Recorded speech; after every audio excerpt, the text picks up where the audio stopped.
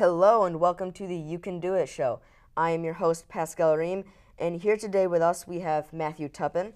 He is a local writer and filmmaker.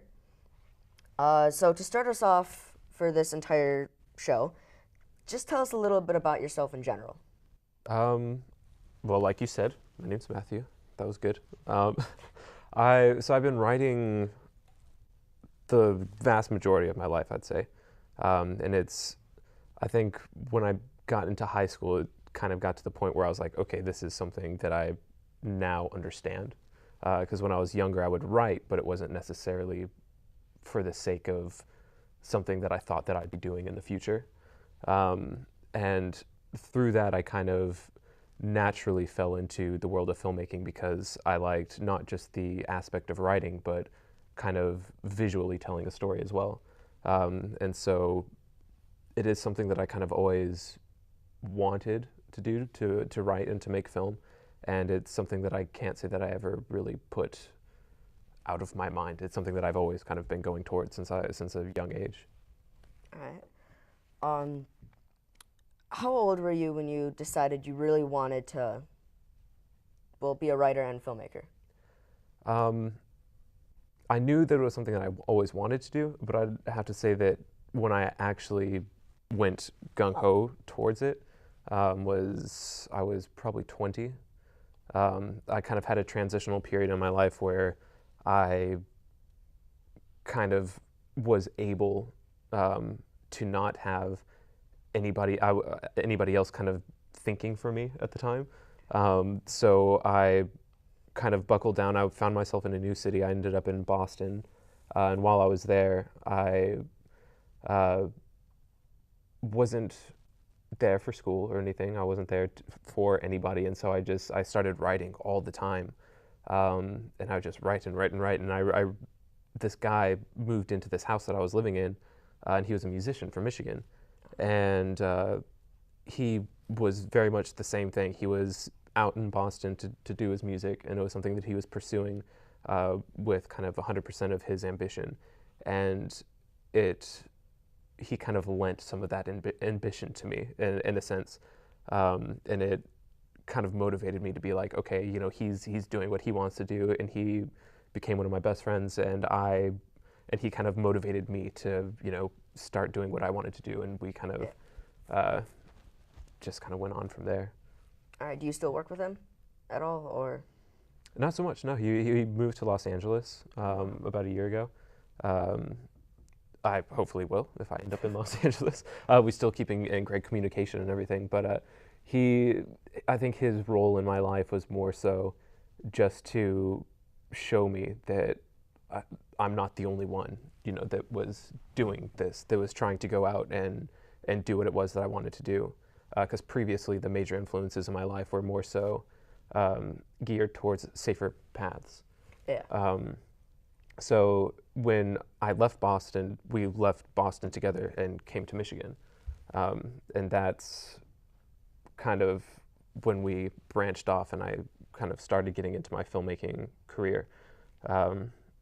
So it was, yeah, I think that more so his role in my life was to get me kind of jump-started and get me going, and not necessarily to be somebody that I was going to be constantly working with, just because our mediums are so different. Yeah. Would you consider him a role model? Because he Oh did God, kind no, of no, influence no. you. No? Okay. I'm not a role model at all. He's a crazy man.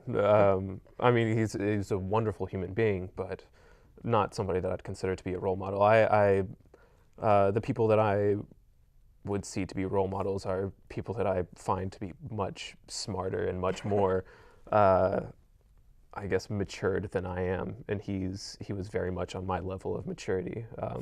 But he was kind of the spark to my gasoline, I would say. All right. Yeah. Uh, since he isn't your role model, would you say you have one at all? A lot, yeah. Since I write, I also avidly read, and there's several authors and kind of thinkers that have become role models of mine, from the great kind of contemporary scientists like Lawrence Krauss. He's a theoretical physicist who's just one of the smartest guys on the planet right now and is kind of on the forefront of just learning and discovering great new kind of truths that have always been kind of one of the things that, well, really that's kind of one of the things that got me into writing at the beginning, was kind of trying to figure out what I was doing here and what I wanted to do. So writing was kind of a way for me to discover that. And Lawrence Krauss is one of the guys that I'd say is kind of on the forefront of trying to, answer a lot of those questions. Same with free thinkers like Sam Harris, Christopher Hitchens, or the late Christopher Hitchens, unfortunately. And I guess those are probably my top three. I have to say Eckhart Tolle. He's kind of like a New Age spiritualist, which isn't necessarily my thing, but he was the first experience that I had with like a New Age form of philosophy, and so he kind of got me going down the road of like philosophy and a lot of my writing style. So I have to give him credit where credit's due in that sense. All right. Would you say reading is something you do in your free time? Yeah, absolutely. Whenever I find a moment to, I'll read. Even audiobooks in the car. I'll listen to audiobooks pretty much anytime I drive somewhere, just to try and get something in. Just because I think there's never a time to stop learning and gaining information, especially when we live in the age of information where topics, any topic really is kind of just at our fingertips. And I think within the occupation of writing, you need to just be gaining as much information about as many different things as possible, like all the time. So reading, I think, is a highly beneficial thing that I definitely enjoy and definitely do in my free time as much as I can. That's cool. I don't know many people that enjoy reading, so the thing is, it's interesting to hear about this. Back when I was in like school, I would like never read. I'd hardly even read the required fictions that we would read. But only really afterwards did I really kind of, I think I fell into a couple essayists, like Christopher Hitchens, who a lot of his writing is kind of in essay form, which is like nice and short and sweet. Yeah. And I started listening with the great inventions like YouTube. I started listening to like a lot of debates and interviews with people, and it just got me more interested to want to hear more of what they had to say. And through that, I started reading the material and everything, and it ended up being something that I enjoyed. All right, yeah. What was the kind of turning point in your life that brought you toward writing or filmmaking, or both? Well, after high school, I didn't necessarily go straight into it. I was trying to get into a university because the girl that I was dating at the time was very business oriented and going to like a business school, and kind of hoped that I would follow that same path, just for more of the financial security aspect. And after that relationship dissolved, that's when going back to like when I said that's when I moved to Boston, that's when I started writing and everything, and that's when I was able to kind of look within myself, which I think is one of the most important things that somebody can do, is to take a minute and look within themselves, because that's really the only place where any true knowledge about how you should be living your life comes from, I think. And so after I had that relationship was over and I could like think for myself again and everything, I looked within myself and I was like, what makes me happy and what do I want to do? And where do I derive the most joy from and the most fulfillment, most importantly? And writing and kind of trying to gain knowledge and understanding was the thing that I truly felt fulfilled by and what I truly enjoyed. And so it wasn't a difficult, or I mean, it wasn't an easy process. When I moved to Boston, I was not necessarily in a very easy place, but it was something that I felt was entirely necessary, and it definitely put me in it's what started, that was the catalyst that started everything that got me to where I am now, definitely. Yeah. All right. What is your favorite part of your job, both writing and filmmaking in general? Writing, my favorite part is actually it's kind of like journaling, I think, because I'll write journal entries almost every day to kind of get me going. And that I think is kind of one of my favorite parts, because I have I have hundreds of little notebooks just filled with scribbles of just incoherent nonsense. Most of it being, my journal entries. And when I'm writing on that paper, like in my notebooks, that's my time where I can like write free form without having to adhere to any guidelines, like any screenplay format or anything. And so it's something that I can do lyrically and rhythmically and to whichever extent that I feel like I should be doing it. And it's a very freeing, it's like being a painter and having a canvas that you can just do whatever you want on, and Yeah, not it's having all up to you. yeah, not having to worry about any repercussions of it staying or it having to go out into the world or anything. You can just kind of experiment and do whatever you kind of want with it. And so that's probably my favorite part of writing. Filmmaking, what I do professionally the majority of the time is grip and electric work on movies and commercials and music videos. All right. And that wasn't something going into film school that I thought that I was going to want to do. But it was a combination of both the teacher being very awesome and like kind of taught me how I could be creative with lighting and everything. And prior to that, I had relatively severe insomnia to the point to where I couldn't ever fall asleep at night until my brain and my body were at 0%. And grip and electric work is very labor intensive. There's a lot of equipment to it, and it's very tough. And I found that when I'd come home after like a 12 or 14-hour day on set doing grip and electric work, I'd get home and I would just pass out before I hit the bed. And that was like a fantastic kind of new thing for me. And so that's something that I love about grip and electric work, just the kind of like how tired I feel afterwards. It helps me physically, I guess. That's the first time someone said they love doing more work. It's true. There's a lot of jobs that I had on film sets where I wasn't doing a whole lot. Yeah. And it kind of left me feeling lacking when I left the set. Mm-hmm. And when I do grip and electric work, I don't feel that way at all. We usually have to like load up a truck afterwards or with all of our equipment, and then I'm beat and exhausted, and it feels fantastic. It feels so good, and it yields some of the best sleep that I've had in my entire life. Everyone loves sleep. I Oh, do yeah, too. yeah, I don't absolutely. get much of it though. For some reason, I wake up really early. What would you say your typical day looks like for, a typical day, any day, both jobs? Both jobs. Okay, I'll start with writing. Writing, I wake up whenever I open my eyes. The great thing is I don't have to set an alarm clock. So whenever I wake up, I will typically go find a new place to write. I have some like favorite cafes that I like to write at, but I hardly write at home unless it's like late at night, just because I like having a change of environment to help keep my mind stimulated. So I'll go to a cafe, I'll go through several cups of coffee, and I'll just sit and just write for very, very long periods of time. And then I'll drive home. I'll usually read or something while my girlfriend makes dinner, and then I'll eat. And then I usually write from after she falls asleep until maybe like another 3 or 4 hours, I think. Like in late night's kind of one of my favorite times to write, even though I feel like I'm more productive during the day, just because it's quiet and there's less distractions, because there's this overwhelming kind of stillness around, and it's just kind of dark, which helps keep me kind of focused on what's in front of me.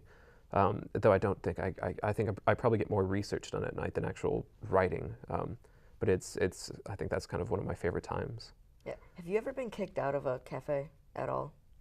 For like writing too long, like just sitting being there too long. No, there's been, and I think that there have been times when people have wanted me to leave, but just didn't necessarily like come up to me. I have learned through my experiences which cafes are good to like sit in for an extended period of time. Obviously, there's certain restaurants and places that you don't go and sit for like 5 hours, but there's some places that kind of expect it, and there's others. I always, sometimes, so I don't feel like I'm overstaying my welcome, or at least not the worst culprit of this. When I come in, I'll like peg somebody, and if I leave and they're still there, then I feel like, okay, I didn't like overstay my welcome or something. Or if I look around and like nobody that was there when I first came in is still there, then I will feel like maybe it's about time for me to go. Yeah. All right. When you write, do you use a computer or do you use like paper? Both. I try and this almost seems counterintuitive, just because I think it's so easy to just like, write and then delete on a computer and kind of erase it. But I do leave my computer writing for more so like my final kind of like sentences and everything once I know how I'm going to structure it. And then on paper, I'll usually sketch kind of just different ideas of like, the arrangement of words and everything, and different ideas of like outlining. And then I'll just incorporate that onto a computer. A question that I don't ask a lot: what is your best quality to you? Being patient. I'm patient down to a fault. I hardly ever get annoyed by like anything, ever, at all, really. And I think I will test that. that's I welcome it, because it's I think that definitely helps in when I'm on set and when I'm on like a movie or something, because a lot of people tend to have short fuses and just go off like all the time at different people for any number of reasons. Producers yelling at directors yelling at cinematographers, and back and forth. And I was just kind of like sit there with my coffee and just kind of observe it. And I'm like, why? Well, I don't necessarily see the point.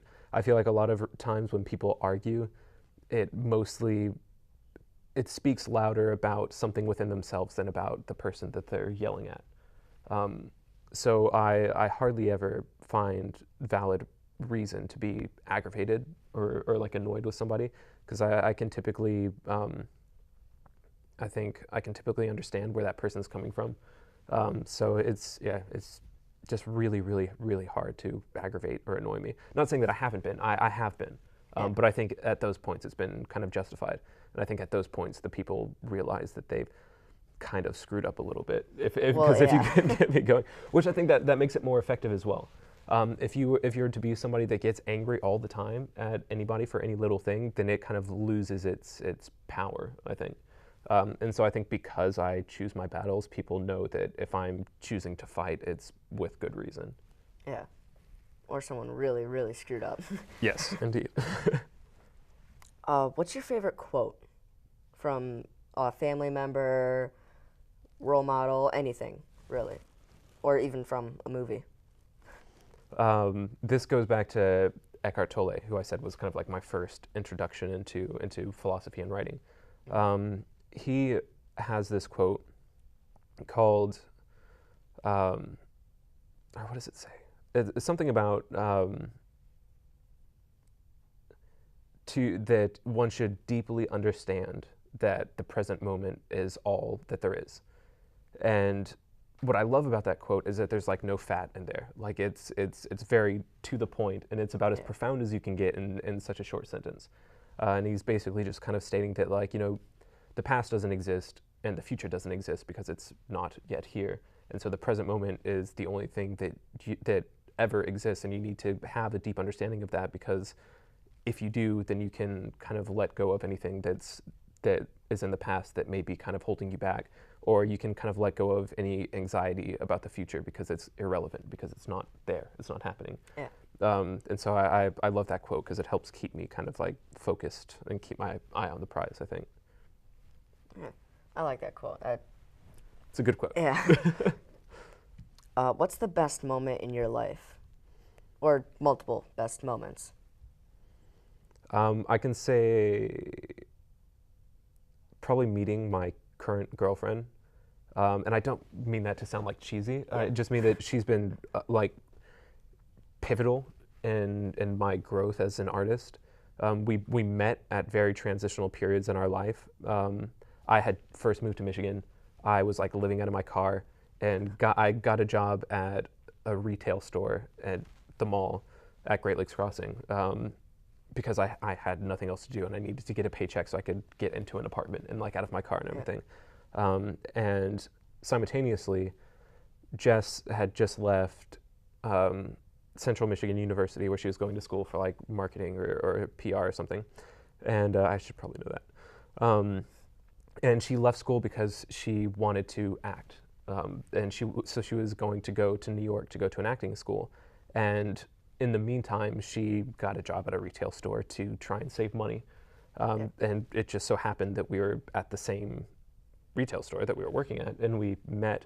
And she's the person that convinced me to go to film school, because at the same time, like, I was writing, but I didn't know what I was doing with my writing. And she drove me to the Motion Picture Institute to like look at the building and everything. And if it wasn't for her, I would not have gone, period. And I would not have the career that I have now. And she is always been like my biggest source of support and my biggest source of comfort, and just an invaluable kind of collaborator to have. She acts in everything that I do, which is, you know, very kind of her to, you know, donate her time. So I definitely think that without that moment, my life would probably be very different. Probably not for the best either. So thank you for joining us. It was a pleasure. You did a great job. Thank you so much. Yeah, so did you. That was great. Thank you. And remember, you can do it.